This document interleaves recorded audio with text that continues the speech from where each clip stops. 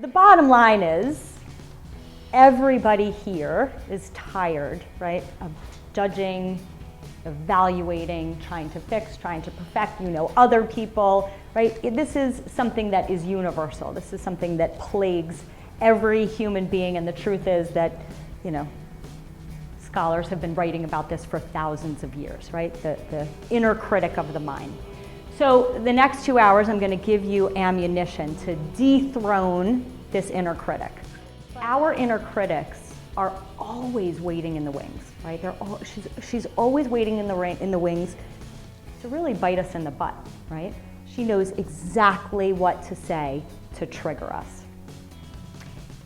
So in order to recognize the difference between her and us, we've got to get very intimately familiar with her. Who is she?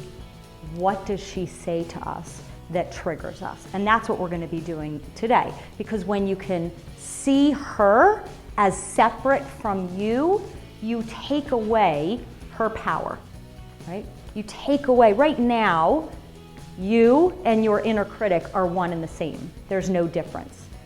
You listen to that voice in your mind, that's constantly telling you, you need to fix this, you need to perfect this, you need to get better at this, you need to be different at that, right? And for those, I want you to think about how long this inner critic has been in your life, okay? And I want you to consider that it may be possible that if you think back, you may not even remember a time where your inner critic wasn't there, okay? So you had a second grade version of this inner critic, right? Little Susie or Jimmy didn't want to play with you on the playground.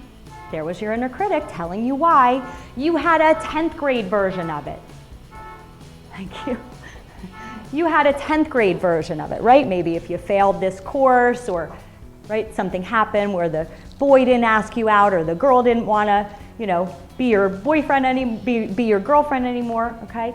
You had your young adult version of this, okay? You have your now version of it, but you want to start considering that your inner critic has been saying the same thing. It's different versions of the exact same thing. It never changes.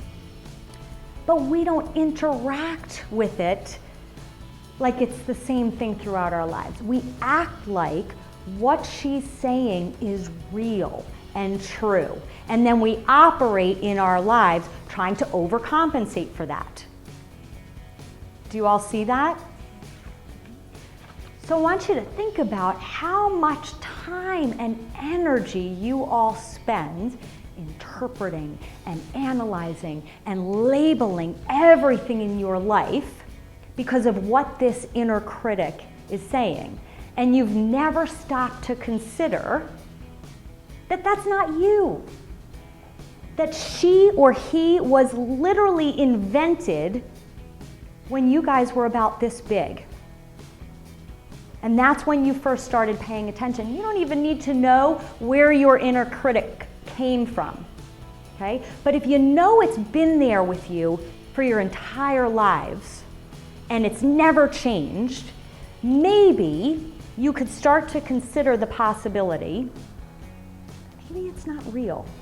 That you've been relating to it like it's real, and maybe it's not real. That your negative description of yourself is actually her or him talking. It's not really you. See, how your inner critic gets established, okay, is that your inner critic is all about perfection. So if you think about what you're striving for in whatever areas in your life are important to you and what you're striving for, okay, your inner critic is all about the perfect, ideal version of you. Does that make sense? And you won't be fulfilled until you meet that picture of what she says you have to be. Okay? So here, right here, is perfection, right? Right here is your inner critic telling you where you're enough. And getting right here, not good enough, right? So if you've accomplished a tremendous amount, right? You've had accomplishments, you've had success, you've had good things happen. But it doesn't matter because you're not here, right? That makes sense, right? And so she's got you striving and racing for this level of perfection in whatever that level is for you that you are never ever going to accomplish because she's unrealistic. She tells you who you need to be and what you need to do in your life, okay?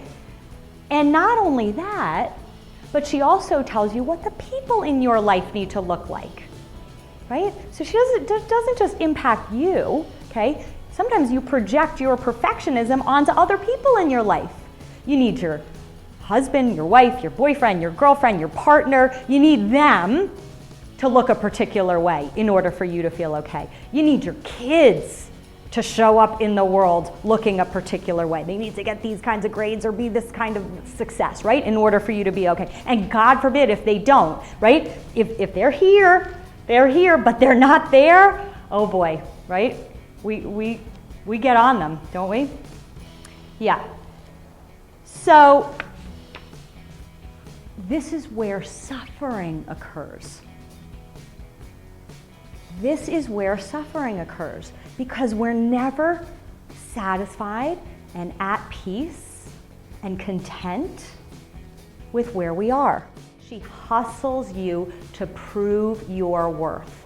She's constantly about what do you need to fix, what do you need to change, what's the next level, what do you need to better. She robs you. Who said that before? You said that, yeah. She robs you of your joy. She robs you of your value. She robs you of your worth. She robs you of your abilities.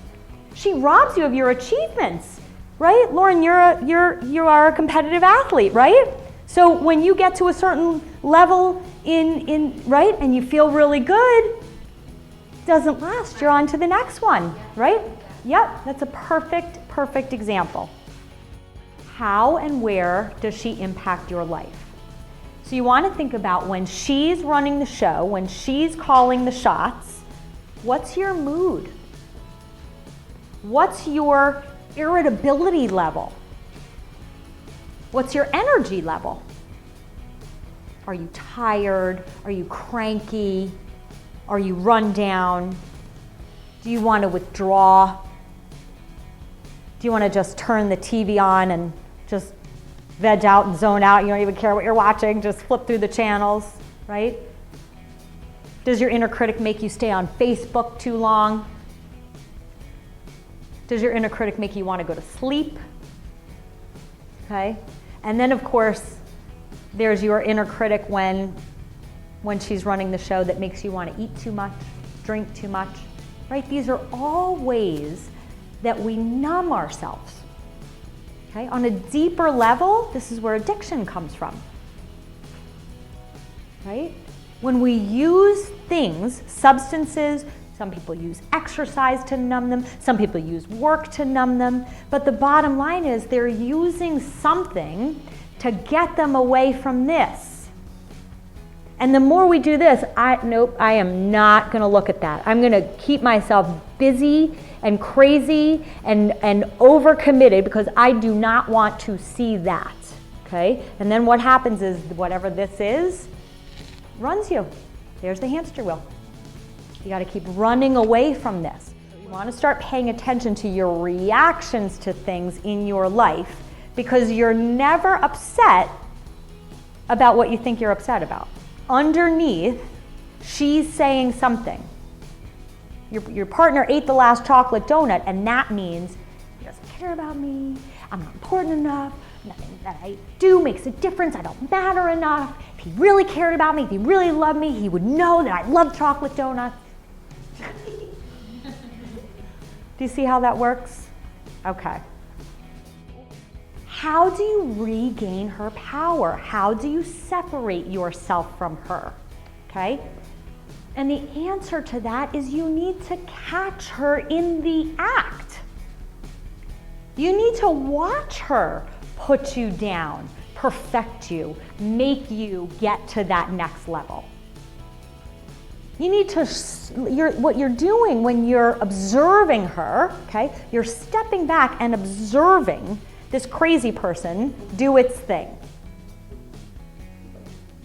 Yep. So what you're doing in that moment of stepping back and observing your inner critic is can't say this word, short-circuiting her power.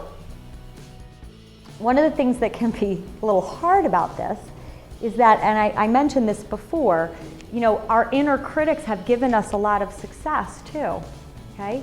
Because that person that decided to get 4 PhDs, okay, because he wasn't good enough or he wasn't smart enough, right?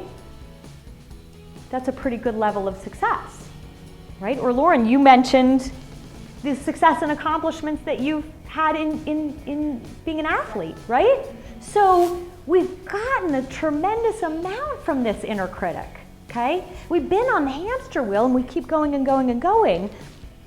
The reason why some of you are here, what might have drawn you to this workshop is because you're just kind of sick and tired of no matter how many accomplishments you have, you still don't feel great about yourself.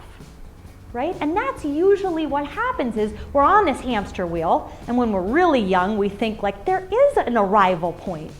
And we keep going and we keep going. And then at some point we've had most accomplishments, we've checked a lot of things off, and then we hit the brick wall and we're like, oh, I did everything, or almost everything, that I thought was gonna bring me happiness and joy, and I'm still not there.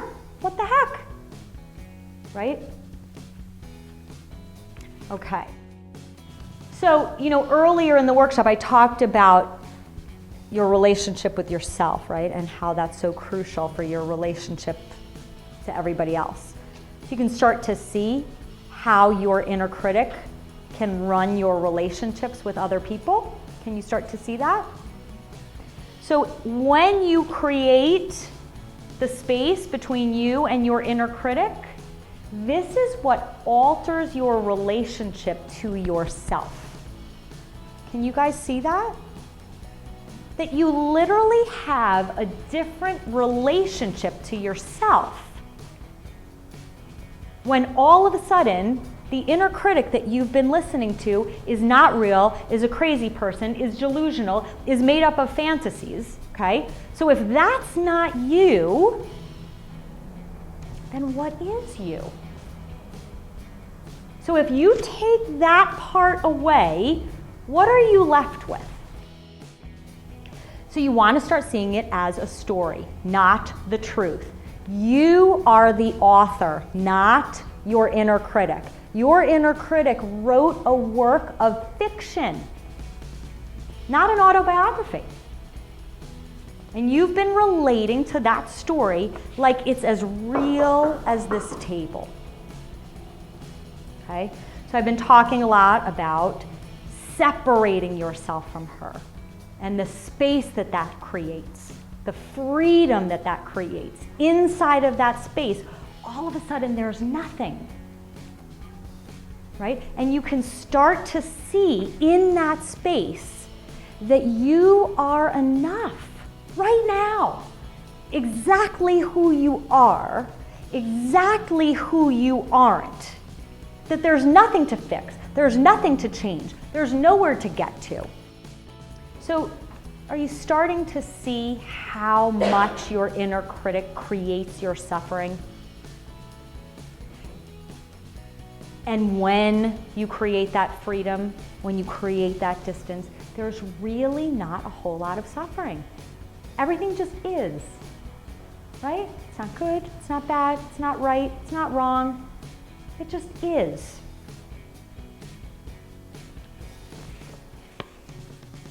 So there's nothing that's more important to true growth than realizing that you are not your mind. You're the one that hears your mind, your inner critic. But you are separate from your mind.